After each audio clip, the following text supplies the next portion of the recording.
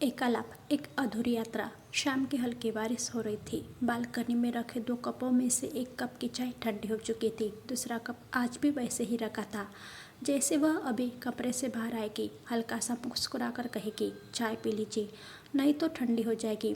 लेकिन अब वह आवाज़ सिर्फ यादों में थी।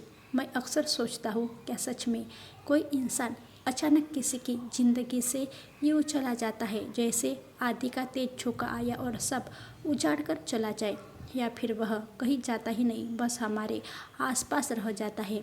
कमरे की दीवारों में, अलमारी में रखे उसके कपड़ों की खुशबू में, मोबाइल की पुरानी तस्वीरों में और उस दुपट्टे में जिस पर आज भी उसके बालों की हल्की महक बाकी है। हमारी शादी को अभी 6 साल भी पूरे नहीं हुए थे, बस 5 साल, कुछ महीने और ढेर सारे अधूरे सपने। हमारी शादी भी उस दौर में हुई थी जब पूरी दुनिया कोविड के साए में जी रही थी। न कोई बड़ी भीड़, न बैंड बाजा बारात, कुछ करीबी लोगों की मौजूदगी में बहुत सादगी से हमारी शादी हुई थी। शादी के शुरुआती दिनों में हमारे पास ज़्यादा कुछ नहीं था, न अपना घर, न गाड़ी, न बहुत पैसा, लेकिन हमारे पास एक दूसरे का साथ था और वही हमारी सबसे बड़ी दौलत थी। लोग अक्सर कहते थे, आप दोनों बहुत भाग्यशाली हैं, एक ही शहर में सरकारी नौकरी और साथ रहने का सुख सबको कहाँ मिलता है। सच भी था। सुबह की शुरुआत हमेशा भागदौड़ से होती थी। जल्दी उठना, घर के काम निपटाना, बेटी को उठाना, उसके साथ थोड़ी देर खेलना, उसका टिफ़िन तैयार करना, उसे स्कूल भेजना, फिर हम दोनों का टिफ़िन पैक करना और अपने अपने ऑफिस के लिए तैयार होना। जिस दिन बेटी का स्कूल नहीं होता था, उस दिन रम्या थोड़ा आराम महसूस करती थी। कहती थी, आज कम से कम सुबह इतनी भागम भाग नहीं है, और फिर खुद ही हंस पड़ती। शहर के ही एक राजकीय महाविद्यालय में मेरी पत्नी रम्या मनोविज्ञान विषय की सहायक प्राध्यापक थी। शांत स्वभाव, गंभीर व्यक्तित्व और अपने काम के प्रति पूरी तरह समर्पित।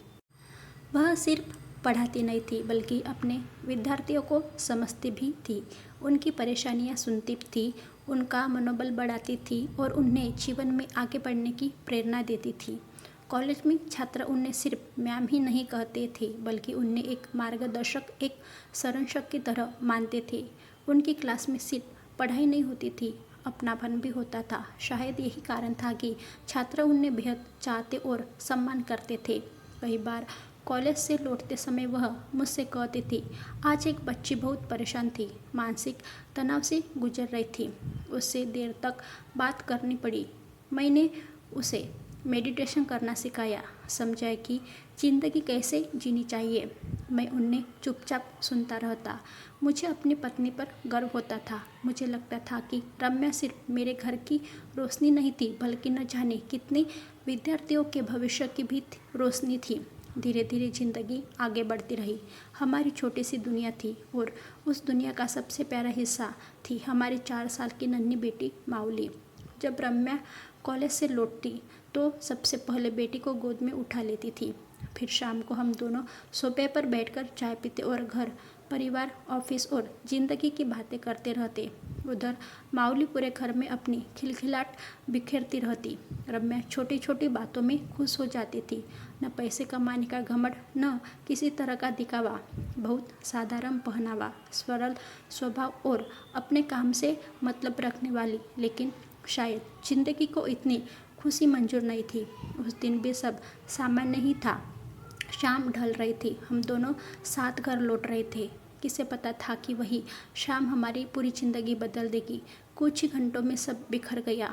अस्पताल के सफ़ेद कमरे में मशीनों की आवाज़ें थी, परिवारजनों की भागदौड़ थी, प्रार्थनाएं थी और एक पति था जो बार बार सिर्फ इतना कह रहा था, भगवान इसे बचा लो, एक छोटी बेटी के लिए इसे बचा लो। लेकिन कुछ दुआएं अधूरी रह जाती है। अक्सर वह मुझसे कहती थी, आप बहुत संयमबद्ध और सिद्धांतवादी है, आपसे कोई गलती न हो, हमेशा अच्छा करने की कोशिश करते हैं। लेकिन मुझे नहीं पता था कि जिंदगी की सबसे बड़ी जगह पर मैं खुद ही चुक जाऊंगा। उस रात के बाद घर तो वही रहा, लेकिन घर जैसा कुछ नहीं बचा। अब शामें काटने दौड़ती है, रातें बहुत लंबी हो गई है, सुबह अब पहले जैसी नहीं लगती। ऑफिस से लौटने के बाद अब कोई यह नहीं पूछता आज इतने चुप क्यों हो। रात को जब माऊली सो जाती है तो मैं अक्सर पुरानी तस्वीरें देखता हूँ, साथ बिताए हुए खुशनुमा लम्हे, यात्राओं की मुस्कुराती तस्वीरें, परिवार के साथ बिताई खुशियाँ, सब कुछ जैसे किसी और जीवन की बातें लगती है। कभी कभी माऊली अपनी माँ की तस्वीर देखकर पूछती है, पापा मम्मा कब आएगी। उस पल मेरे पास कोई जवाब नहीं होता, मैं बस उसे सीने से लगा लेता हूँ और चुपचाप रो लेता हूँ।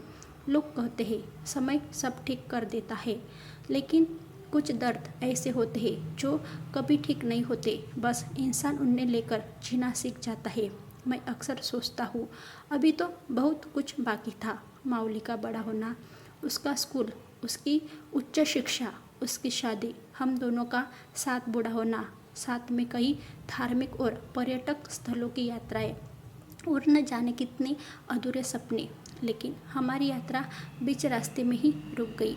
रम्या चली गई, लेकिन अपने पीछे बहुत कुछ छोड़ गई। मैं उन्हें हर दिन महसूस करता हूँ, माऊली की मुस्कान में, अपनी खामोशी में, घर की अलमारियों में और अपनी हर धड़कन में। यह कहानी सिर्फ एक अंत की नहीं है, यह एक ऐसे संबंध की कहानी है जो अधूरा होकर भी कभी खत्म नहीं होता। एक पति पत्नी की कहानी जो शादी के 6 साल का सफ़र भी पूरा न कर सके।